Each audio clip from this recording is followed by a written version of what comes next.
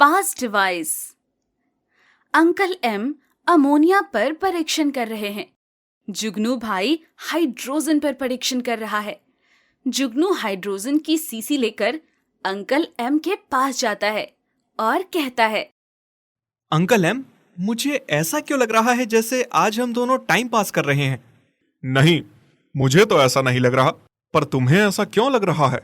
क्योंकि जिन केमिकल्स के ऊपर हम रिसर्च कर रहे हैं वो केमिकल तो बहुत पहले ही लॉन्च हो चुके हैं। ना जाने कितने वैज्ञानिक इन पर परीक्षण कर चुके हैं। तुम्हारी बात सही है, लेकिन मैं टाइम पास नहीं कर रहा हूँ। मैं तो जनता की समस्या का हल कर रहा हूँ। वो कहते हैं कि फ्रिज का बिल बहुत आता है। जब पूरा पूरा दिन फ्रिज चलाएंगे तो बिल तो खुद ज्यादा ही आएगा ना। लेकिन अब ज्यादा नहीं आएगा। क्यों? क्योंकि मैं ऐसी सुपर अमोनिया बना रहा हूँ जो साधारण अमोनिया से 10 गुना तेज होगी। इसीलिए पब्लिक को फ्रिज कम चलाना पड़ेगा और थोड़े समय में ही पानी को बर्फ में बदल देगा। वैसे ये सुपर अमोनिया कब तक तैयार हो जाएगा? 1 महीना तो लगेगा। अच्छा, हाँ। अगर आप मुझे परमिशन दें तो मैं सुपर अमोनिया 1 दिन में तैयार कर दूंगा। रहने दो, तुमसे नहीं होगा। तुम अपना काम कर लो और मुझे भी करने दो। अंकल एम, मुझे एक बार करने का मौका तो दीजिए। मैं इस परीक्षण को 1 दिन में सफल कर दूंगा। ठीक है, तो करके दिखाओ। जुगनू अमोनिया में हाइड्रोजन डाल देता है। आप देखना अंकल एम, अब आपकी सुपर अमोनिया कैसे फास्ट स्पीड में काम करती है। अरे ये क्या किया तुमने? इसमें हाइड्रोजन की मात्रा ज्यादा हो गई है। अब तो ये बिल्कुल भी काम नहीं करेगा। जुगनू अमोनिया में अपनी उंगली डुबोकर देखता है तो अमोनिया का कोई भी असर उंगली पर नहीं होता। जुगनू अपनी गलती पर बहुत शर्मिंदा होता है और अंकल एम से माफी मांगता है। मुझे माफ कर देना अंकल एम। मैं सोच रहा था आपका 1 महीने का काम 1 दिन में निपटा दो, लेकिन मैंने तो आपकी 1 महीने की मेहनत खराब कर दी। अंकल एम को जुगनू का उदास चेहरा अच्छा नहीं लगता, इसलिए वो जुगनू को सराहना देते हुए कहते हैं, कोई बात नहीं बेटा, तुमने मेरी मेहनत खराब नहीं की, बल्कि मेरा काम आसान कर दिया है। अब हम इसे हेयर प्रोडक्ट्स में यूज कर सकते हैं। तभी लैब में अंकल एम के दोस्त वैज्ञानिक राजेश लैब में आते हैं। अंकल एम अपने दोस्त राजेश को देखकर बहुत खुश हो जाते हैं।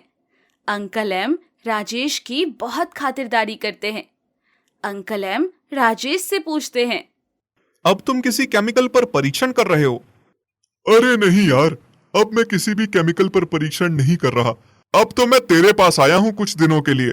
तुझसे मिले हुए बहुत दिन हो गए थे, इसलिए मैंने सोचा क्यों ना तेरे पास चलते हैं और तेरी लाइफ में तेरे साथ परीक्षण करते हैं, जैसे हम कॉलेज में करते थे। जुगनू अंकल एम और राजेश की आवाज सुन रहा था, लेकिन वो अपने काम में लगा हुआ था। जुगनू खराब इलेक्ट्रॉनिक पार्ट को एक जगह जोड़ रहा था। वैसे तू किस केमिकल पर परीक्षण कर रहा है? कोई खास केमिकल नहीं है, अमोनिया है। उसे मैं सुपर अमोनिया बनाने के बारे में सोच रहा था। अरे ये तो बहुत अच्छा विचार है। चलो मैं भी तेरे साथ सुपर अमोनिया बनाने में मदद करता हूँ। राजेश और अंकल एम सुपर अमोनिया को बनाना शुरू कर देते हैं। उधर जुगनू ने डिवाइस तैयार कर दी थी जिससे हम अपना पास्ट देख सकते थे, लेकिन जुगनू को नहीं पता थी कि उसने कौन सी डिवाइस बनाई है, इसलिए वो उसे चेक करने के लिए कंप्यूटर में लगाता है।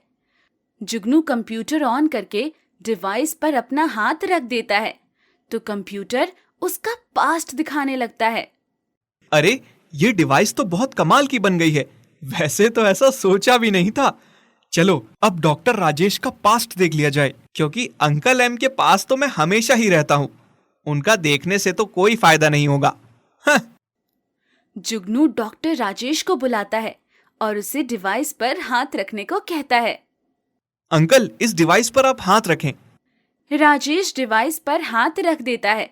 तभी जुगनू कंप्यूटर में देखता है कि डॉक्टर राजेश अपने प्रोफेसर से मिलकर आते हैं और वो उनसे कहते हैं कि मैं अपने दोस्त एम को मार दूंगा, क्योंकि हमारे सारे कॉन्ट्रैक्ट उसके पास पहुंच गए हैं और हमारा बहुत नुकसान हो रहा है। डॉक्टर अंकल, मैं आपको एक चमत्कार दिखाता हूँ। दिखाओ। जुगनू डॉक्टर राजेश को कुर्सी पर बैठाकर बांध देता है और अंकल एम को सारी सच्चाई दिखा देता है। तुमने आज बहुत अच्छा काम किया है। तुम्हारी वजह से मेरी जान बच गई। अगर तुम ये डिवाइस नहीं बनाते तो ये मुझे आज मार देता।